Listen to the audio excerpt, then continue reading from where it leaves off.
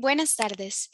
Desde el Instituto de Investigaciones Jurídicas de la Universidad de Costa Rica, les damos la cordial bienvenida al segundo seminario virtual de Derecho Penal. Antes de comenzar, se les recuerda que pueden realizar sus preguntas en el transcurso de la conferencia, en la casilla de preguntas y respuestas que aparece en su pantalla. Las mismas serán respondidas por la persona expositora al final de la conferencia. Asimismo, se les informa que las licencias webinar no permiten activar la cámara ni el micrófono. Es por esta razón que no les salen las opciones. Sin más, le doy la cordial bienvenida a la máster Iris Valverde Usaga, máster en Derechos Humanos, jueza penal de juicio y jueza suplente de apelación de sentencia penal, quien nos presenta el tema Caso fortuito y fuerza mayor, la exclusión de la acción humana y sus efectos sobre la acción civil resarcitoria. Adelante, doña Iris. Muchas gracias, Melissa. Muy buenas tardes a todas las personas que nos acompañan.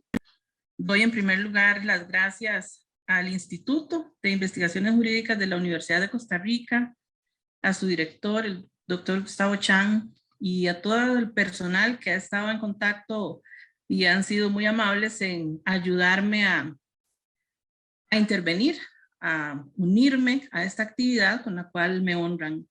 Gracias por esta invitación y gracias a todos los que están participando, que hacen posible que la labor del instituto tenga significado y se proyecte como lo está haciendo. Sin más, en vista de que el tiempo vuela, vamos a entrar en materia.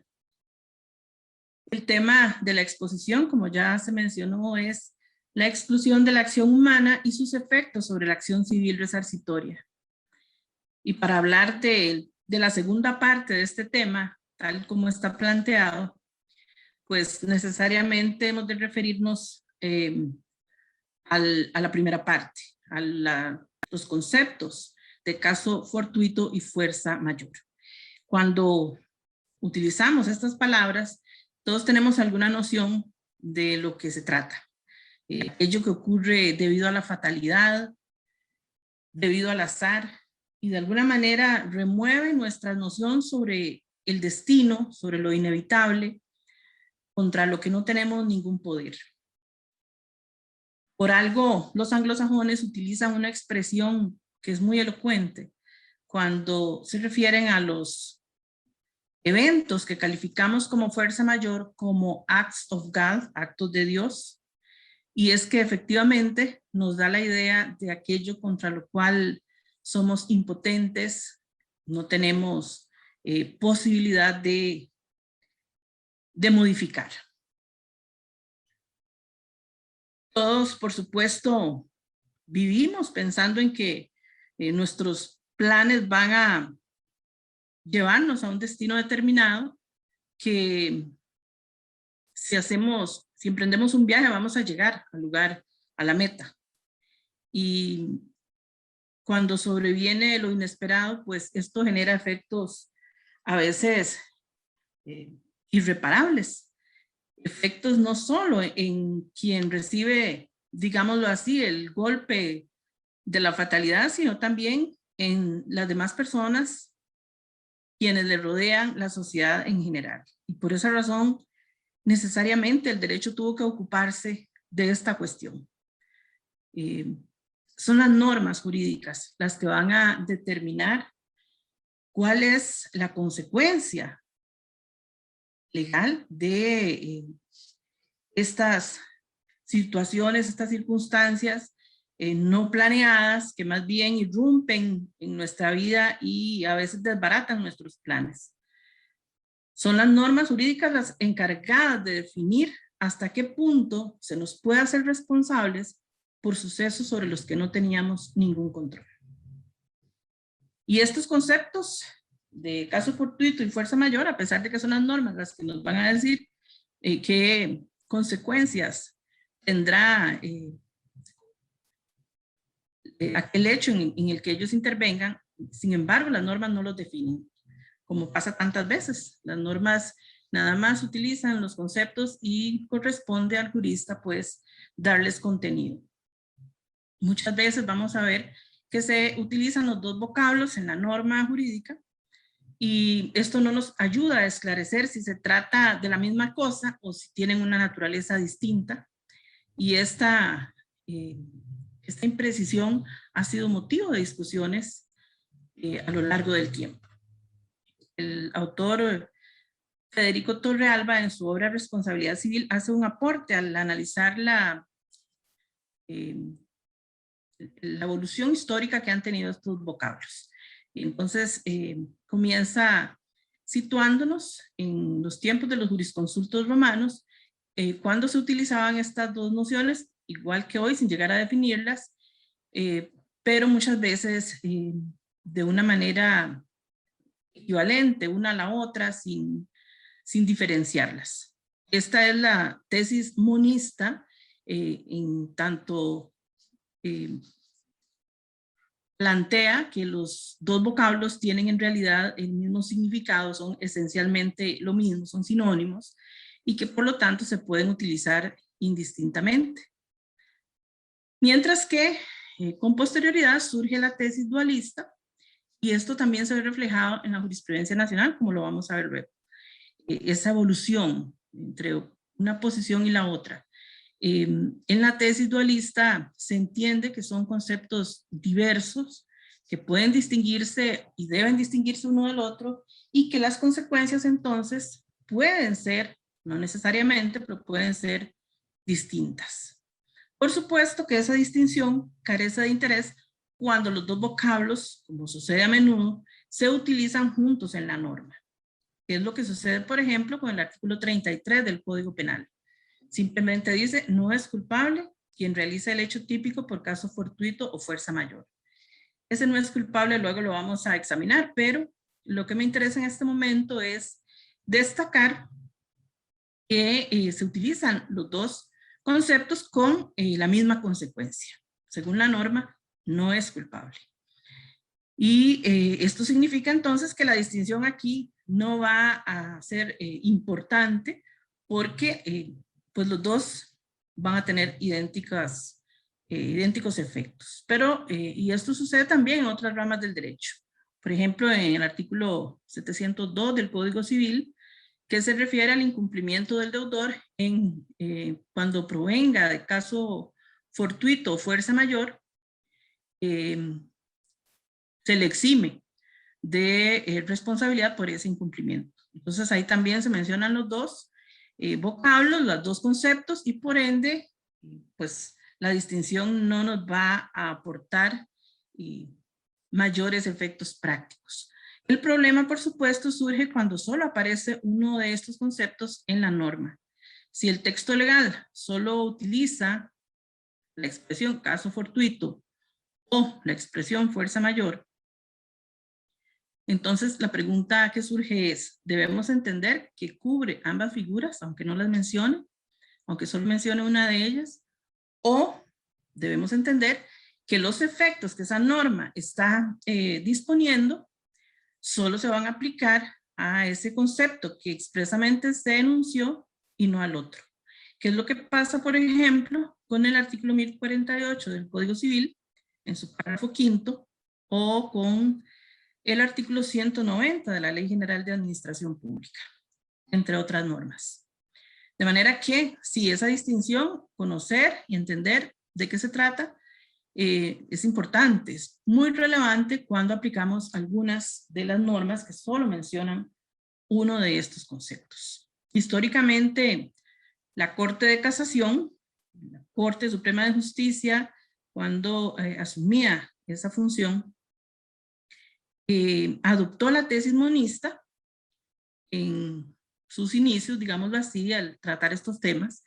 Y tenemos, por ejemplo, un voto interesante que es de 23 de enero de 1917, hace más de 100 años, en una causa de Avendaño versus Railway Company, la compañía ferroviaria, donde se discutió esta situación. El caso se presenta porque el maquinista del tren no pudo detenerse a tiempo cuando divisó de manera imprevista a una persona que iba cruzando a pie por un puente ferroviario.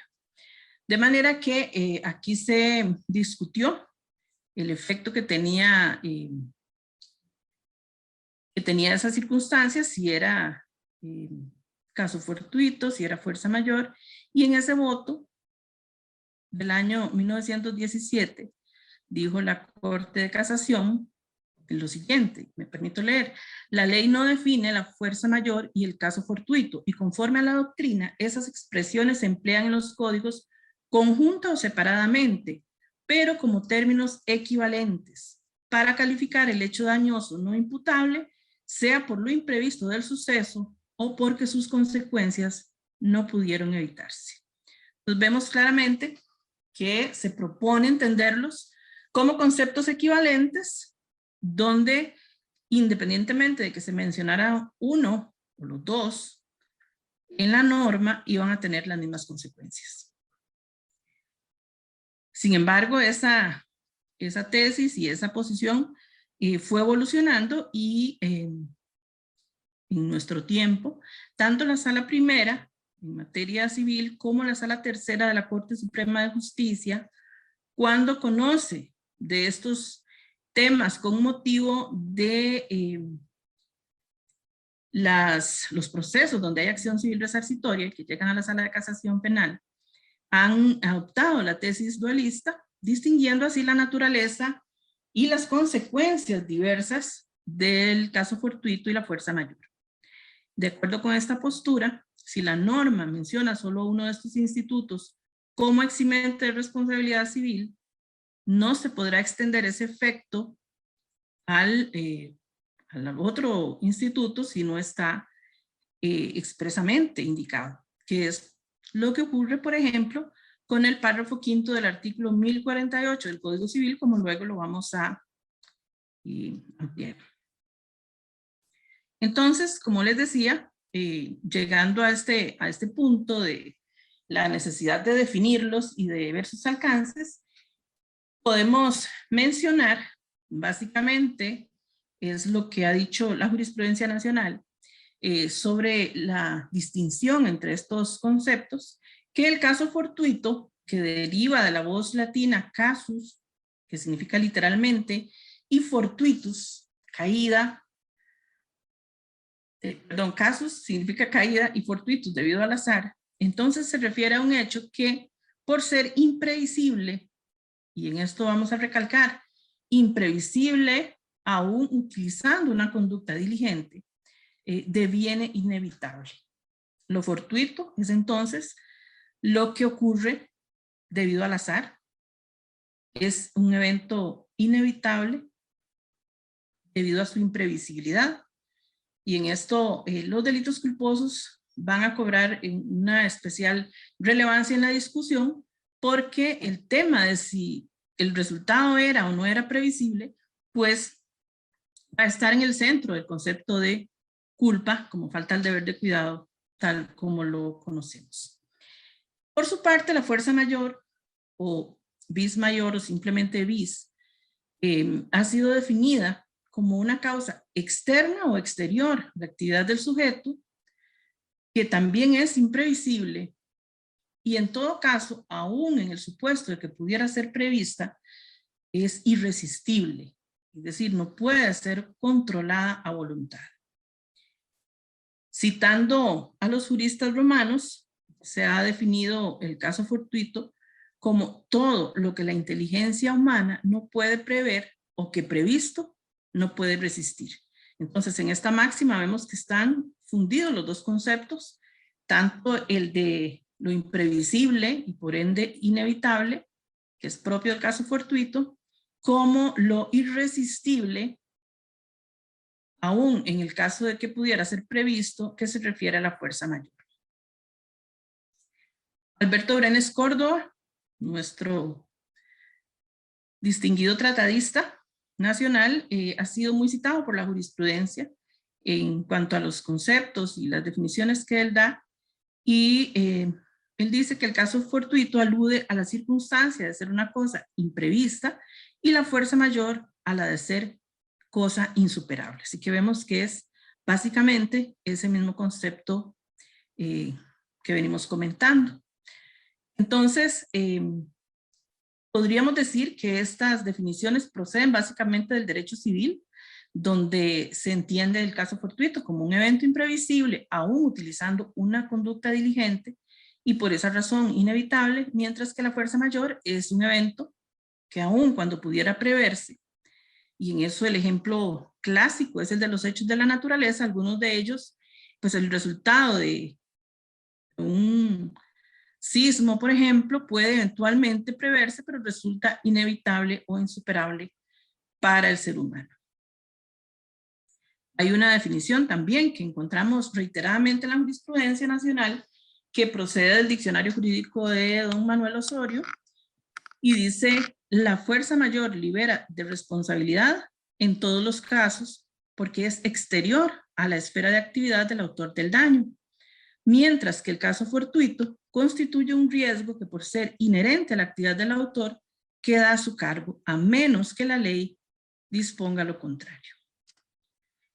¿Por qué entonces la ley dispone lo contrario en algunos casos? Es decir, ¿por qué hay normas que expresamente exoneran de responsabilidad civil cuando estamos ante fuerza mayor, pero no así cuando estamos ante supuestos de caso fortuito? ¿Qué es lo que hace que un evento que ocurre debido al azar, no buscado por el sujeto que produce el daño, por qué, sin embargo, se le hace responsable por ese daño? Es una pregunta muy válida. Y en esto, pues también hay un esfuerzo en la doctrina por darle respuesta. Don Víctor Pérez habla de la importancia que ha tenido en la sociedad hacer responsables a las empresas y a las personas que, con motivo de su actividad económica, pueden generar daños que son inherentes a la explotación que realizan, al tipo de actividad industrial, comercial, de transporte, etcétera, que realizan, y están recibiendo con esa actividad un lucro, están beneficiándose con esa actividad, de manera que se establece también esa tendencia a no exonerarlas de la responsabilidad por los daños que con motivo de esa actividad lícita puedan generarse para las personas. Antes lo tocamos levemente, los hechos de la naturaleza siempre van a caer dentro del concepto de fuerza mayor. Y entonces, en consecuencia, normalmente no van a generar responsabilidad ni penal ni civil. Estamos hablando de ciclones, huracanes, terremotos, incluso la misma muerte como fenómeno natural. Se trata de eventos que se clasifican dentro del concepto de fuerza mayor. Hay hechos humanos que también pueden ser constitutivos de fuerza mayor, es decir, no solo los eventos de la naturaleza, por ejemplo, un asalto donde el sujeto que tenía que cumplir con determinada obligación es herido y no puede atenderla, un incendio provocado por otra persona, también son hechos externos, ajenos a su diario quehacer y que van a calificarse como fuerza mayor. Nos dice la doctrina que siempre será fuerza mayor lo que resulte ineluctable. Otra palabra así como un poco romántica, ¿verdad? Lo ineluctable contra lo que no se puede luchar. Sería la forma de distinguir la fuerza mayor. Y nos dan algunos criterios de distinción. Torrealba menciona los siguientes. Los hechos de causa desconocida suelen verse como caso fortuito. Y en esto hay un ejemplo que luego lo vamos a retomar, que es el caso muy citado por la jurisprudencia, votos posteriores citan esta resolución y también la doctrina nacional, el famoso caso de un camión ganadero que sin que se haya podido establecer la causa, se le abrieron las compuertas y al abrirse golpearon y causaron la muerte de una persona. Ahí se consideró que estábamos ante un supuesto de caso fortuito, porque así es como suelen valorarse los hechos de causa misteriosa, desconocida, que no se logra precisar. Mientras que la fuerza mayor suele distinguirse porque la causa es patente. Es decir, se puede establecer con certeza cuál fue la fuente productora del daño. También se dice como otro criterio distintivo que los hechos internos o hechos dañosos no culpables, pero que son inherentes a la actividad del sujeto, por eso se dice que son internos, son fortuitos. Sería, por ejemplo, aquellos que se originan con motivo del funcionamiento mismo de la empresa, una empresa industrial, una empresa de transporte, etcétera, o con motivo del funcionamiento del aparato estatal, cuando estamos hablando, por ejemplo, de la responsabilidad de la administración, tal y como está definido en el artículo 190 de la Ley General de Administración Pública. Entonces, esos hechos que son internos, inherentes a la actividad del sujeto responsable del daño, pues van a calificarse como caso fortuito.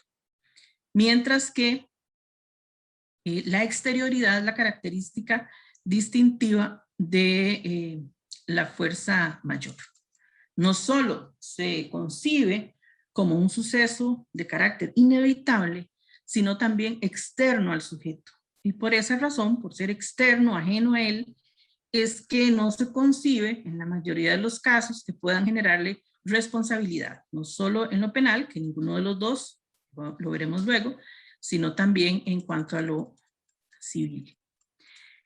Entonces nos quedamos con estos rasgos de la fuerza mayor, la imprevisibilidad, normalmente, de acuerdo con el curso normal de los acontecimientos, que es lo que va a servirnos como la regla para medir esa imprevisibilidad, la inevitabilidad, aún si pudiera ser previsto, porque antes lo dijimos que la fuerza mayor eventualmente puede ser previsto el resultado de un evento, por ejemplo, en la naturaleza, pero es inevitable, y también su exterioridad.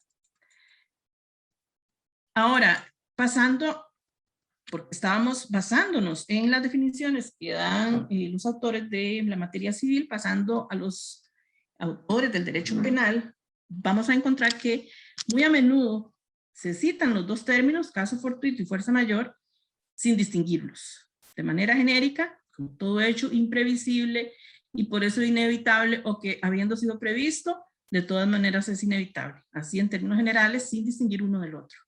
Y quizás esto es así porque en materia penal, a diferencia de lo que ocurre en lo civil, y las dos situaciones, tanto el caso fortuito como la fuerza mayor, van a exonerar de responsabilidad penal. Voy a correr un poquito porque estoy viendo que voy muy lenta, entonces había algunos comentarios muy interesantes que no los vamos a poder hacer por el momento, pero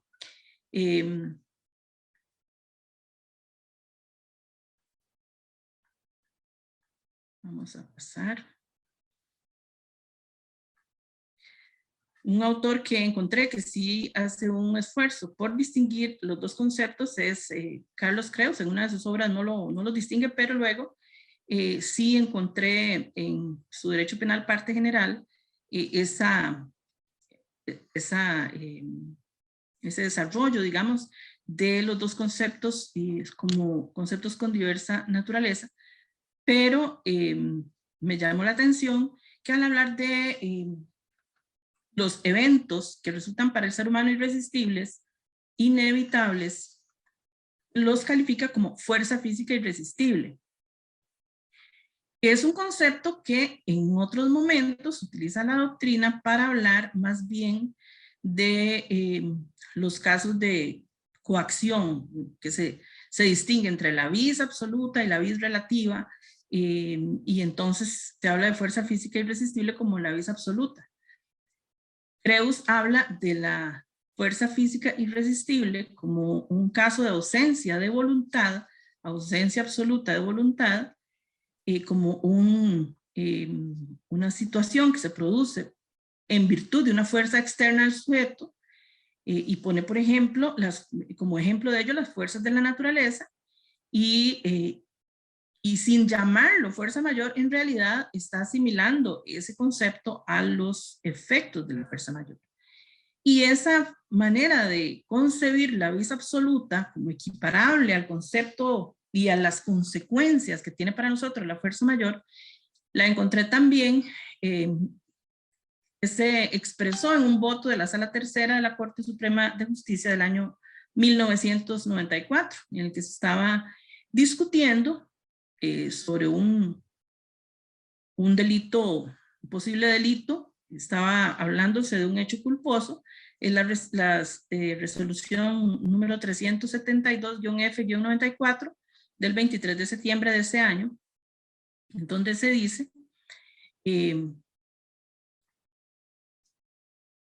que al hablar de la fuerza mayor, se dice que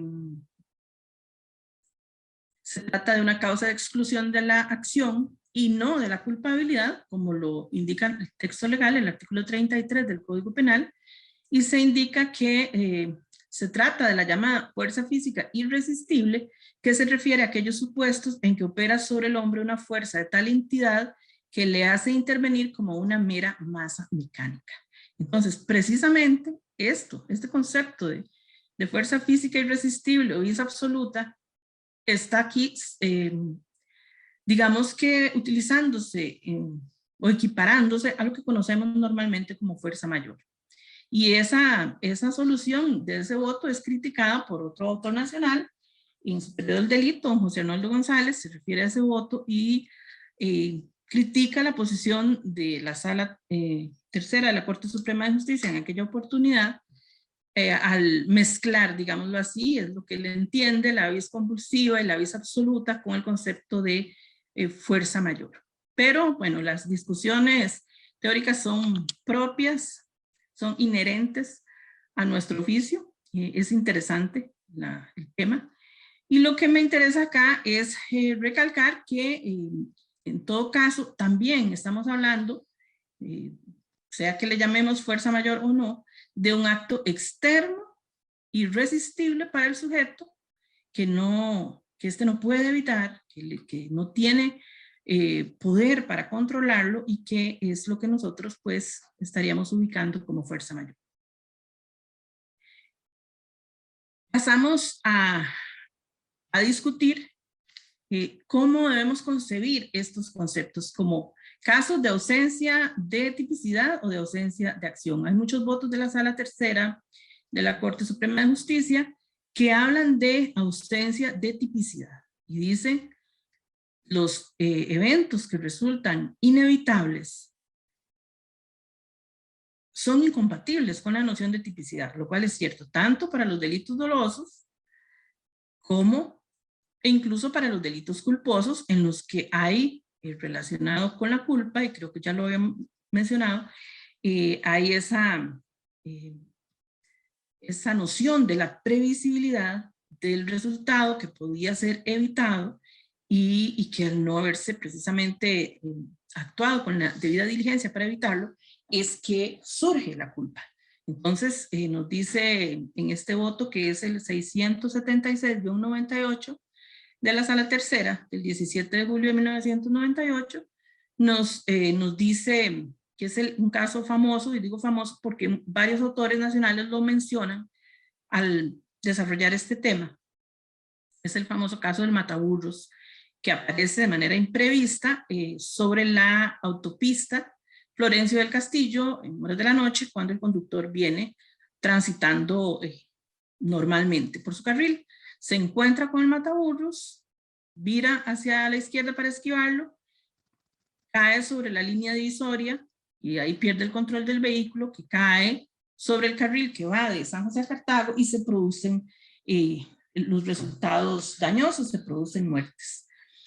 Entonces, en este caso, se llegó a calificar como esta situación como un caso fortuito que excluye, dijo la Sala Tercera, la tipicidad de la conducta, pues la presencia del obstáculo en la vía es un evento imprevisible y por esa razón inevitables las consecuencias que de él se derivan. Y la importancia de que lo hayan calificado como un caso fortuito es, como antes lo mencionábamos, por los efectos que puede tener sobre la responsabilidad civil. El voto 2001-525 de la Sala Tercera de 31 de mayo de 2001 es un voto interesante también de un vehículo que atropella a un ciclista, lo golpea, lo lanza a la calzada por donde circula el segundo vehículo, se lo pone al frente, el vehículo este es el que lo arrastra y le causa la muerte. Y en este caso hubo una condena contra ese segundo conductor. Sin embargo, esta fue revocada por la Sala Tercera al estimar que se estaba en presencia de un caso fortuito y que esto hacía desaparecer la tipicidad de la conducta. Entonces vemos que en estas resoluciones se estimó que lo que desaparecía era la tipicidad. Ahora, más allá de esto, y como lo propone el nombre de la exposición, los efectos del caso fortuito y la fuerza mayor sobre la acción civil resarcitoria, los efectos de la exclusión de la acción humana. ¿Por qué lo planteamos así? Porque más allá de hablar de falta de tipicidad, en realidad estamos asumiendo la tesis de que el caso fortuito y la fuerza mayor configuran una falta de acción. No hay acción humana. Acción entendida como comportamiento guiado por la voluntad. Recordemos que Bacigalupo nos da una definición muy sencilla sobre lo que es acción como comportamiento exterior evitable. Y esa evitabilidad está conectada íntimamente con la posibilidad del sujeto de dirigir sus actos en otra dirección. Es decir, el hecho de que sea comportamiento, conducta exterior evitable, alude a la voluntariedad del acto. En ese sentido, Belsel define la acción como ejercicio de actividad final, es decir, hay una dirección hacia la cual apuntan los actos del sujeto, su conducta. Y por eso cuando decimos que, de acuerdo con la teoría del delito, este se configura cuando hay una acción típica, antijurídica y culpable, pues tenemos que recordar que esos atributos de tipicidad, antijuridicidad, culpabilidad, se le asignan a ese comportamiento humano, a la acción precisamente. De manera que es la primera comprobación que debemos hacer para establecer si hay delito. ¿Hubo acción? ¿Hay acción en sentido jurídico penal? Y en todos los casos en que ha faltado la voluntad, la voluntariedad, esa capacidad de dirigir hacia un fin determinado los actos, podemos decir que hay ausencia de acción, que son supuestos de ausencia de acción. Si el caso fortuito se distingue por ser un evento imprevisible y por eso mismo inevitable, no podríamos hablar de que hay un dirigir el acto a voluntad. Se trata de un evento imprevisible, ajeno precisamente a la voluntad. Y lo imprevisto, la imprevisibilidad es lo que determina la ausencia de acción. La fuerza mayor dijimos que es un evento externo al sujeto que por eso mismo resulta inevitable. Le es externo y además irresistible. Por supuesto entonces que tampoco tendría ningún sentido hablar aquí de voluntariedad de la acción. Esto entonces nos lleva a la conclusión de que el artículo 33 del Código Penal está haciendo un planteamiento equivocado, podríamos decir, cuando dispone no es culpable quien realiza el hecho típico por caso fortuito o fuerza mayor. No es un tema de culpabilidad. Aquí la norma incluso equipara los efectos del caso fortuito y la fuerza mayor a lo que sucede, por ejemplo, con la coacción o amenaza, que están previstas en el artículo 38 del Código Penal, el cual nos dice que no hay culpabilidad, no es culpable quien actúa bajo coacción o amenaza de un mal grave. Bueno, está diciendo lo mismo respecto del caso fortuito y la fuerza mayor, diciendo que no es culpable, que es un tema de culpabilidad, y acabamos de concluir más bien que se trata de un caso de ausencia de acción. Lo que no hay, ni siquiera llega a haber acción en sentido jurídico penal. No hablemos ya de las otras categorías o las otras partes en la estructura del delito que no llegan a verificarse, como serían la tipicidad, la antijuridicidad, la culpabilidad. Por cierto que en el proyecto de Código Penal que se planteó en el año 2002, que pues, se quedó durmiendo el sueño de los justos, se proponía una modificación importante, asumiendo la teoría del tipo complejo, a la estructura del delito, y se estaba planteando ubicar el dolo y la culpa en la tipicidad, y el artículo 22 de ese proyecto establecía: no es típica la conducta de quien actúa bajo circunstancias de caso fortuito o fuerza mayor. Es decir, se estaba planteando como un tema de exclusión de la tipicidad, pero más allá de eso, creemos que en realidad es un tema de ausencia de acción. Entonces, si estamos hablando de ausencia de acción, evidentemente, siempre el caso fortuito y la fuerza mayor van a excluir la responsabilidad penal. No hay delito, no hay ni siquiera acción. No podemos seguir analizando los otros estratos de la teoría del delito porque ni siquiera llegamos al concepto de acción. En consecuencia, no hay delito.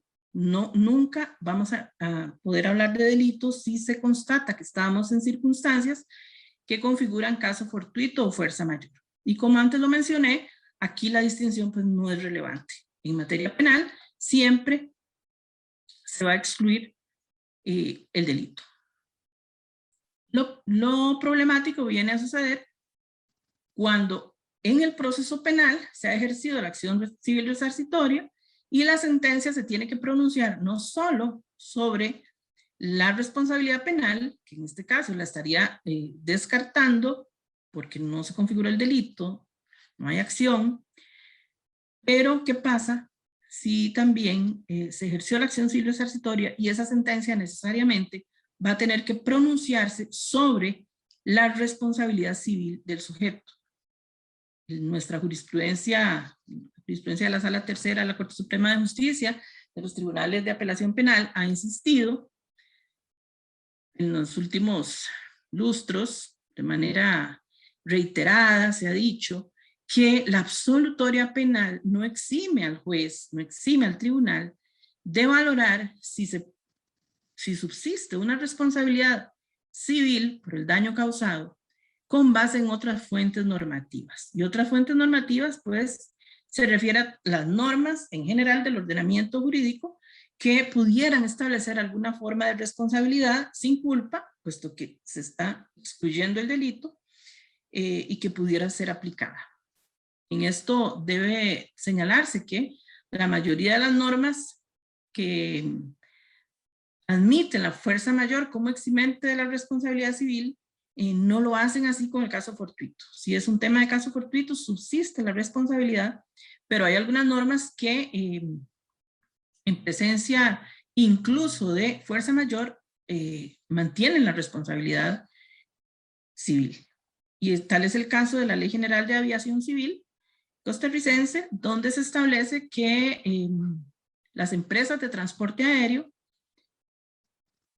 conservan el deber de indemnizar a sus pasajeros por lesiones o muerte, incluso si el evento, la tragedia, la muerte, las lesiones se producen por caso fortuito o fuerza mayor.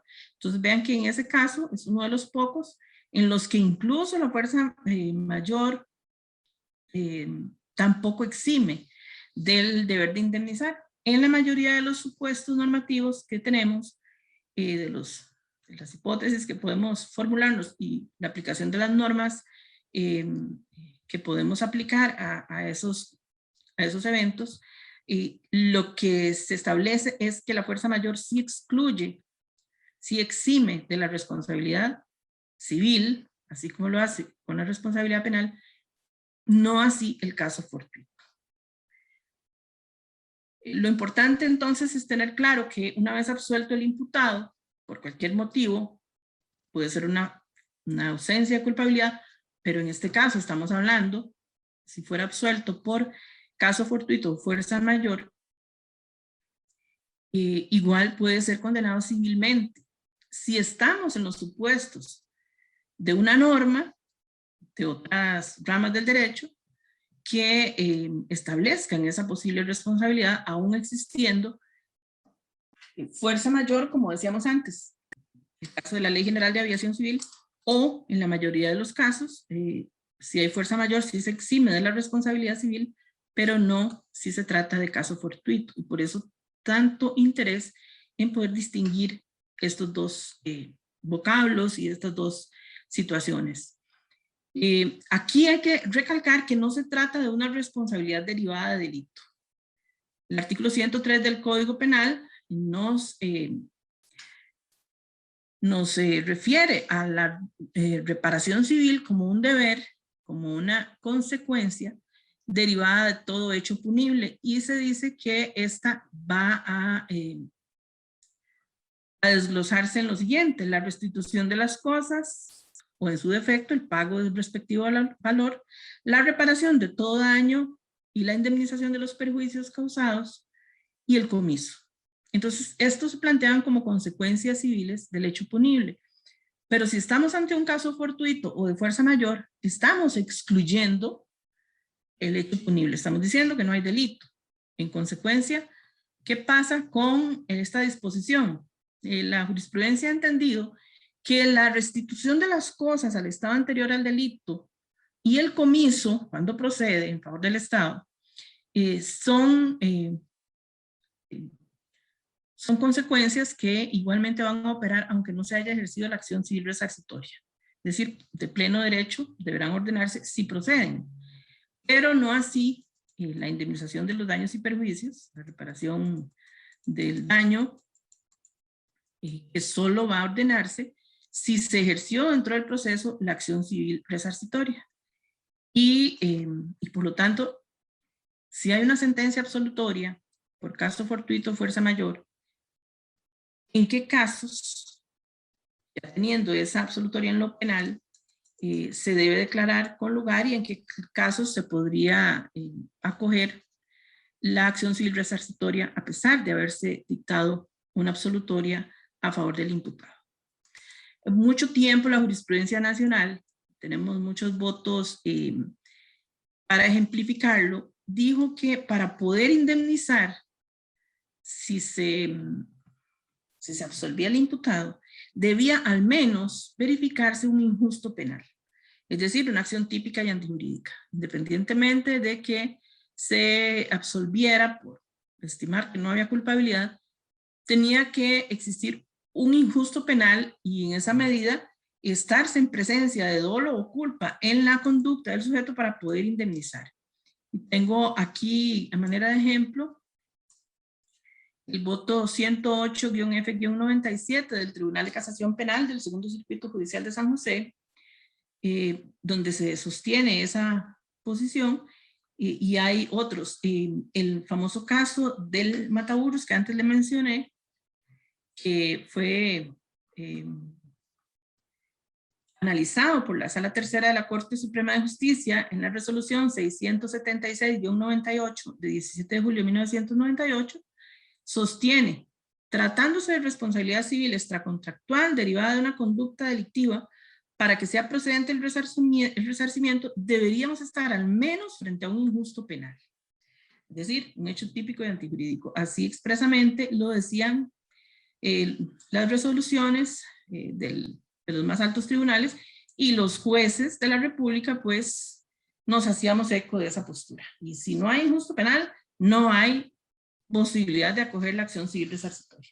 Y se nos olvidaba muy a menudo que existe la responsabilidad objetiva, y que existen normas que establecen la responsabilidad objetiva para examinar si en el caso concreto se dan los presupuestos, porque por supuesto que tienen que verificarse previamente, para establecer un deber de indemnizar con base en las normas sobre responsabilidad objetiva.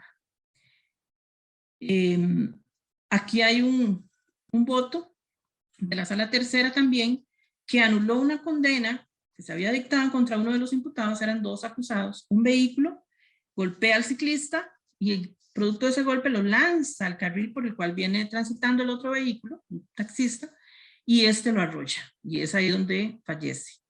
Entonces se había condenado a los 2 imputados, a los 2 conductores. Pero la sala pues revoca esa decisión, indicando que estamos ante un caso fortuito que hace desaparecer la tipicidad, y ahí sostiene de nuevo que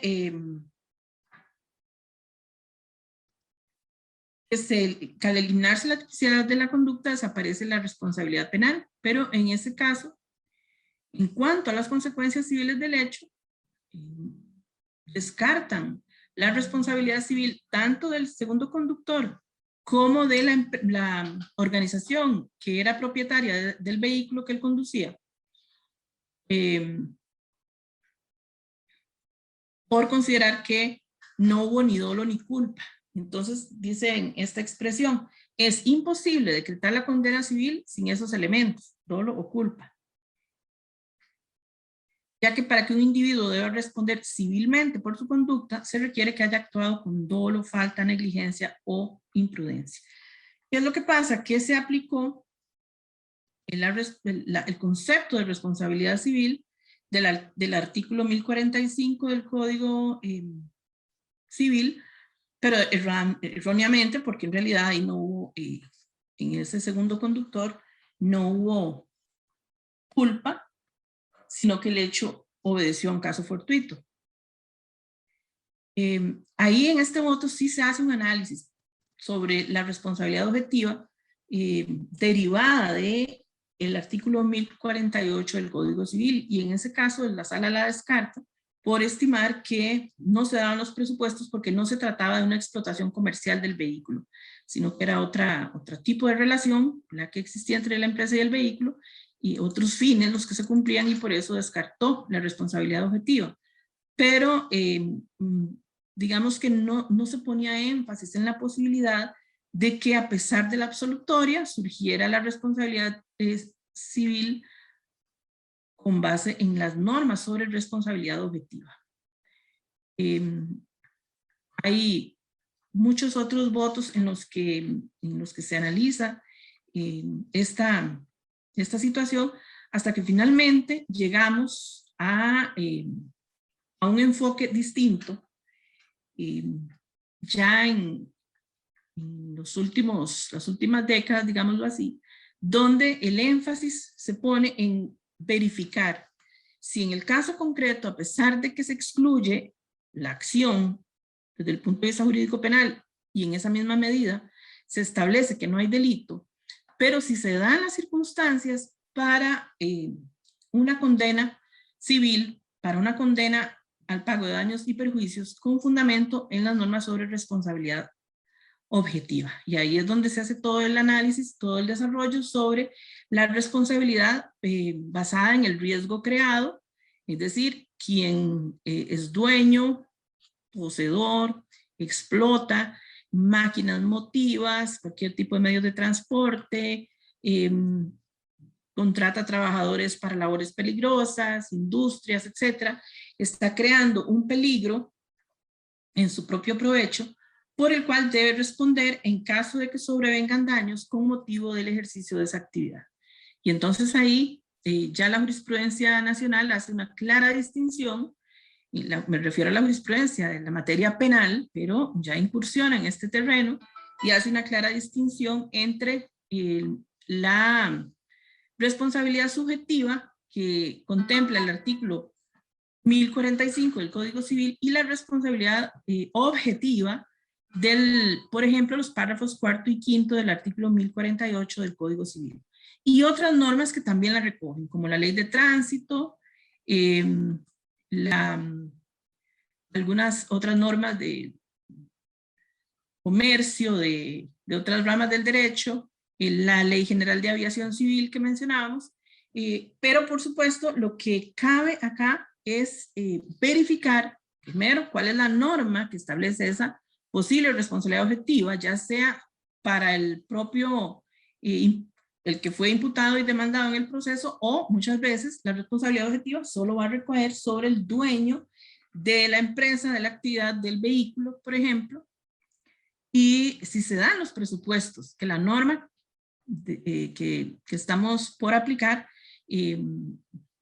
enuncia para poder aplicarla y para poder establecer esa responsabilidad civil a pesar de la absolutoria o no. Y esta es pues un ejercicio muy importante que corresponde al operador del derecho y que nos obliga entonces a quienes laboramos en la materia penal poder adentrarnos también en todos los misterios del derecho civil, porque a la hora de aplicar esas normas sobre responsabilidad objetiva, vamos a tener que valorar si estamos, por ejemplo, ante un caso fortuito o fuerza mayor. Si es caso fortuito, entonces, ¿en qué casos sí subsiste esa responsabilidad civil y en qué casos, si estamos ante fuerza mayor, por lo tanto, se excluye y también la responsabilidad civil, como antes mencionaba? Me habría gustado dar muchos más ejemplos porque el tema se presta para ello y es interesante, pero el tiempo nos ha vencido y creo que ya no voy a poder extenderme más para ver, no sé si tenemos alguna pregunta en este momento. Le preguntaría a la compañera que nos está ayudando con eso, o si ya no tenemos tiempo para ninguna pregunta, en vista de que pues en realidad no hemos podido abarcar todo lo que teníamos previsto, pero le pregunto entonces a Melissa si hay alguna pregunta. Por el momento no hay ninguna pregunta, doña Iris. En caso de llegar alguna pregunta, podemos hacérsela llegar por correo electrónico para que usted la conteste posteriormente.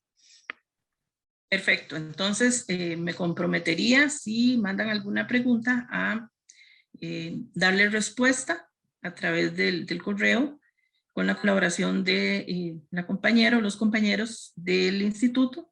De momento, pues, espero no haber atropellado mucho estos conceptos. Tuve que correr un poquito porque pues, es un tema bastante amplio, pero muy complacida de haber podido dirigirme a ustedes, muy contenta de la invitación del instituto, de haber podido participar en el seminario y deseándoles muy buenas noches. Muchas gracias, doña Iris. Más bien, muchas gracias a usted por la participación y por tan enriquecedora conferencia. Sin duda, este tema es un tema de necesaria comprensión. Y les agradecemos a todas las personas que asistieron a esta conferencia del segundo seminario virtual de Derecho Penal. Gracias nuevamente a la Máster Iris Valverde por la valiosa exposición y los esperamos el próximo martes 14 de septiembre a las 5 p.m. con la conferencia Tipicidad y error de tipo en los delitos contra la vida, la integridad física y la salud a cargo del Máster Martín Rodríguez Miranda. Que tengan muy buenas noches.